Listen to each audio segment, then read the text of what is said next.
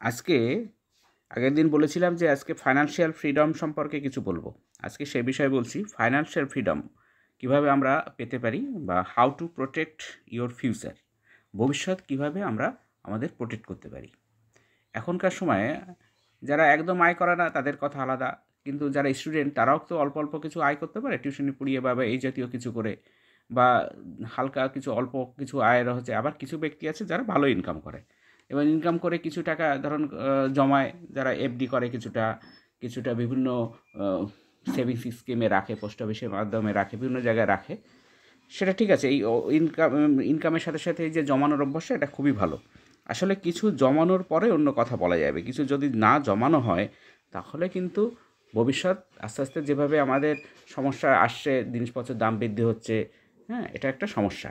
কিন্তু আবার ভালোর দিক এটাই যে ভারত একটা গ্রোয়িং ইকোনমি, ঠিক আছে। ভারতের মতো দেশে আস্তে আস্তে আস্তে কিন্তু ভবিষ্যতে আমাদের যে মার্কেট আছে, মানি মার্কেট মানে শেয়ার মার্কেট, এখানে কিন্তু টাকা জমালে কিন্তু ভবিষ্যতে ভালো কিছু পাওয়া যেতে পারে।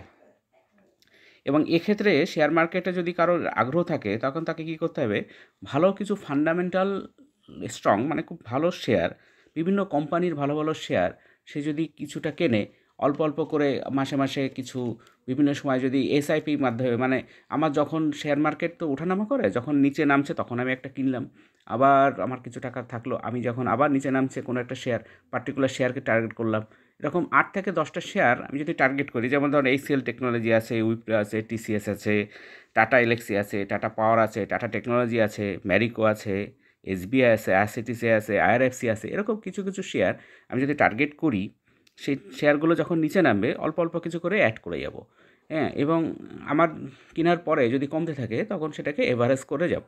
এইভাবে কিছু টাকা কিন্তু আস্তে আস্তে শেয়ার মার্কেটে জমানো যায়, এবং লং টার্মে গিয়ে সেটা কিন্তু একটা ভালো রেজাল্ট দেবে, এবং অবশ্যই দেবে, এবং আস্তে আস্তে আস্তে হেলদি পোর্টফোলিও তৈরি হবে। মানে ধরুন আস্তে আস্তে প্রথমে 10,000, তারপরে 20,000, এরপর 1,00,000 টাকা, এরপর আস্তে আস্তে আস্তে এইভাবে টাকার অঙ্কটা কিন্তু ধীরে ধীরে দিনে দিনে বাড়বে।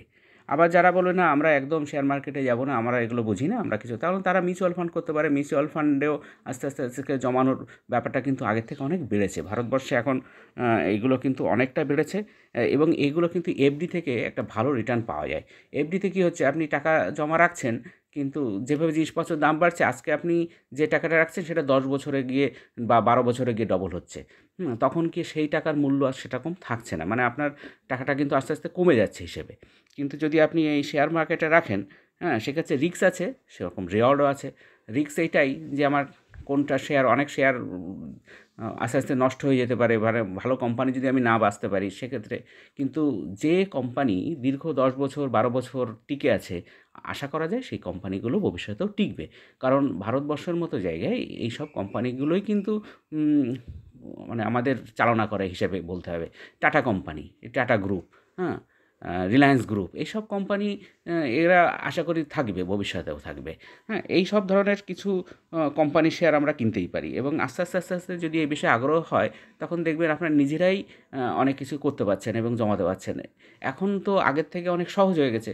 এখন যেমন বিভিন্ন অনলাইন প্ল্যাটফর্ম আছে, যেমন গ্রো আছে, জরোদা আছে, আপস্টক্স আছে, এরকম বিভিন্ন অম আছে যারা কিন্তু আপনার এই টাকা, মানে এই শেয়ার মার্কেটে আপনাকে এন্ট্রি করাবে। এইগুলোর এদের অ্যাপ ডাউনলোড করে সহজেই আপনি শেয়ার মার্কেটে ঢুকতে পারেন, এবং একটা ভালো অ্যামাউন্ট জমাতে পারেন, এবং দেখবেন আস্তে আস্তে আস্তে যদি ধরেন নতুন যারা চাকরি পেয়েছে তারা যদি প্রত্যেক মাসে কিছু কিছু কিছু টাকা জমায়, তাহলে দেখবেন সে যখন রিটায়ার করবে তাহলে একটা ভালো লামসাম মানি তার তৈরি হয়ে যাবে। এবং আজকে যে শেয়ারটা কিনবে, শেয়ার মার্কেটে উঠানামার ফলে তার দেখার দরকার নেই। লং টার্ম যারা রাখে তাদের তো কোনো সমস্যাই নেই, দীর্ঘমেয়াদী শেয়ার কিন্তু উপরে উঠবেই, এবং আপনি একটা ভালো টাকা অঙ্ক অবশ্যই জোগাড় করে ফেলতে পারবেন, এবং আপনার জমানো অনেকটা সহজ হবে, এবং আপনার ভবিষ্যৎটাকে আপনি প্রোটেক্ট করতে পারবেন। আজকে এই পর্যন্তই, পরের ভিডিও দেখা হবে। Thank you very much for watching.